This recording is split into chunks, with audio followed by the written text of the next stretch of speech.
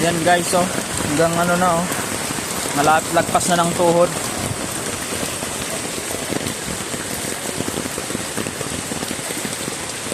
Malalim na siya, malapit na abutin yung tulay. So, nandito tayo para i-monitor yung motor ko kung aabutin ng tubig. Maya maya babalik ako para tanggalan ko ng battery. Kasi delikado. Mukhang aabutin talaga. Lakas pa ng ulan, no? Walang tigil.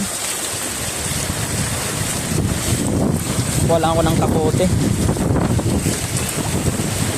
Kasi yung payong ko nililipad.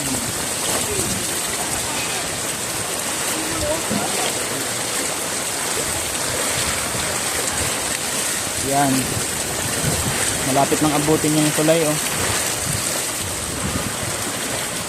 Nababad na yung paa natin. Maghapon tayo nakasapatos. Oh, grabe yung lakas. Kung papansin nyo, oh. Yan. Malapit na abutin ng tulay. Ayan, malapit na guys. Pag lumagpas